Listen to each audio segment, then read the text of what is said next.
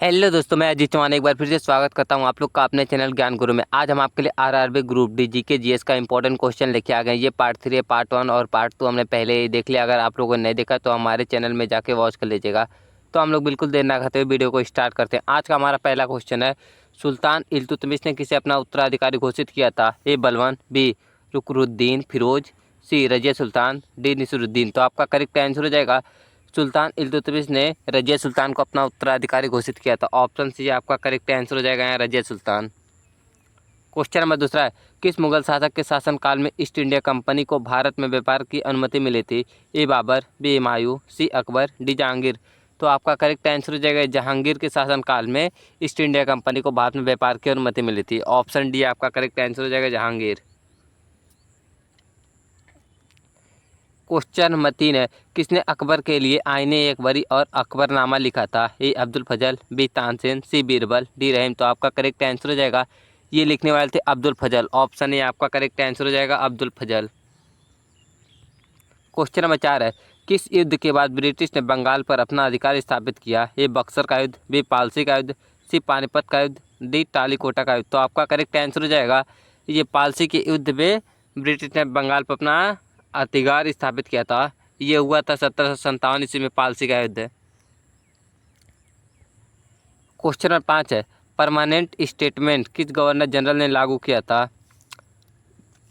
ए Warren Hastings, B Lord Cornwallis, C Lord Dalhousie, D Lord Wellesley. तो आपका correct answer हो जाएगा ये लागू करने वाला था लॉर्ड कार्नवालिस। ऑप्शन बी आपका करेक्ट आंसर हो जाएगा लॉर्ड कार्नवालिस।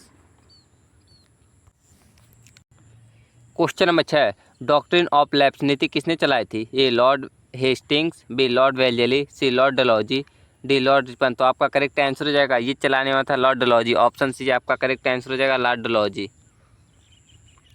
क्वेश्चन नंबर 7 है, 1857 के विद्रोह के दौरान रानी लक्ष्मीबाई कहाँ शहीद हुई थी? ए झांसी, बी कालपी, सी ग्वालियर, डी कानपुर। तो आपका करेक्ट आंसर हो जाएगा ये शहीद हुई थी ग्वालियर में। ऑप्शन सी आपका करेक्ट आंसर हो जाएगा ग्वालियर।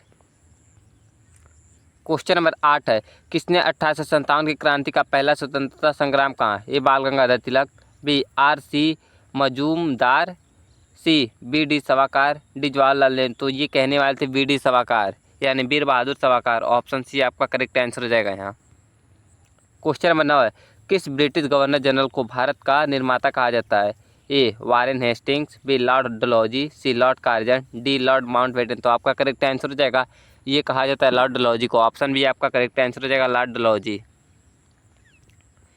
क्वेश्चन नंबर 10 है, गांधी जी ने चंपारण सत्याग्रह किस वर्ष प्रारंभ किया?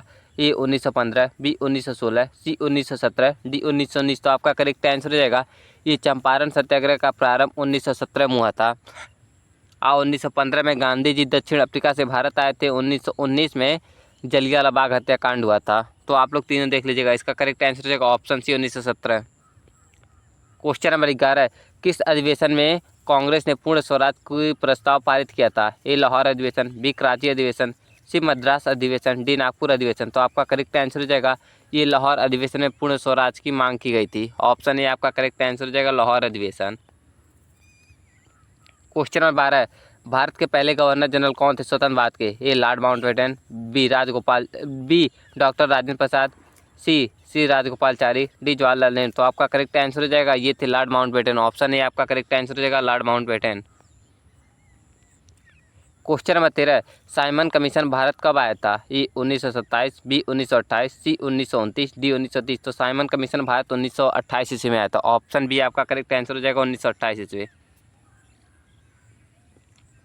Question number 14, round table conference कहाँ आयोजित किया गया था?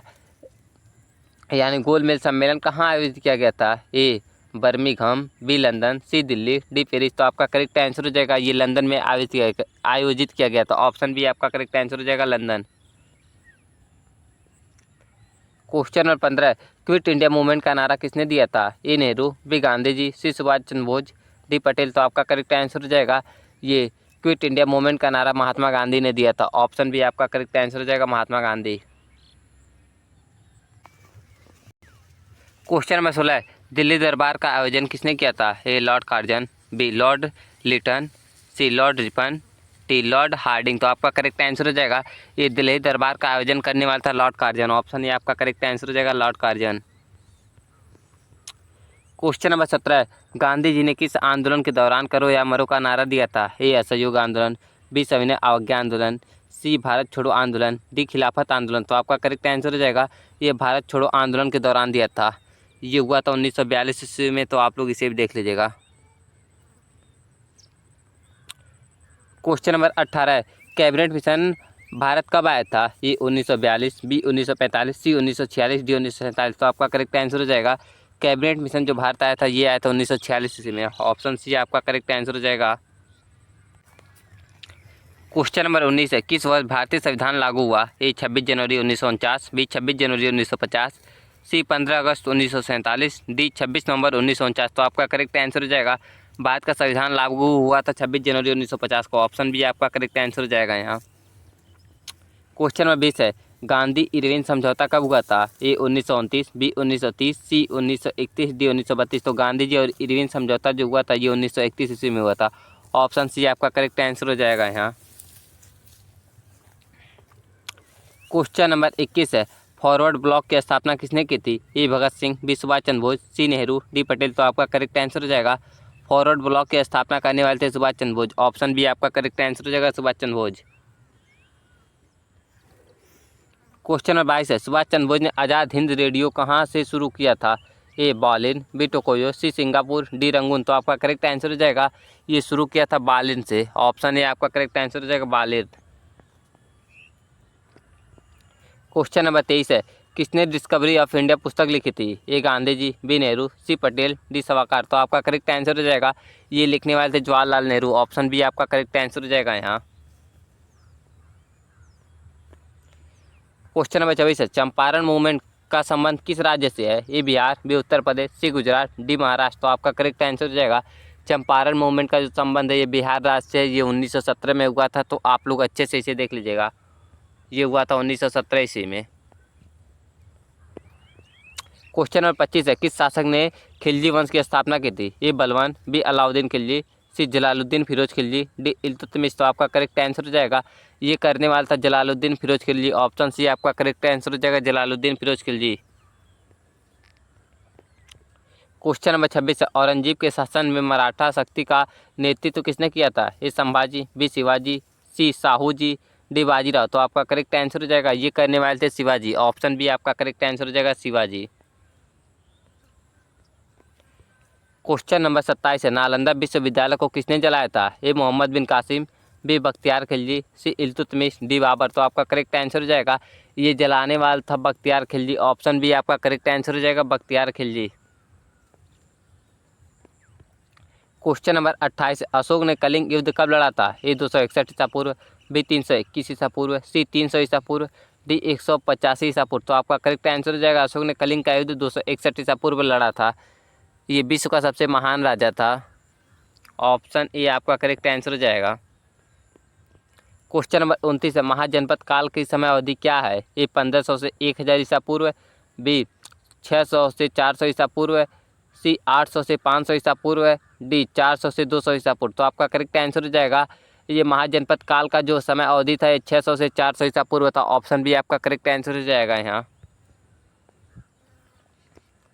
क्वेश्चन नंबर 30 है तक्षशिला विश्वविद्यालय की स्थापना किस काल में हुआ था? ए वैदिक काल, बी मौर्य काल, सी उत्तर वैदिक काल, डी बुद्ध काल। तो आपका करेक्ट आंसर हो जाएगा ये बौद्ध काल में हुआ था। ऑप्शन डी आपका करेक्ट आंसर हो जाएगा बौद्ध काल।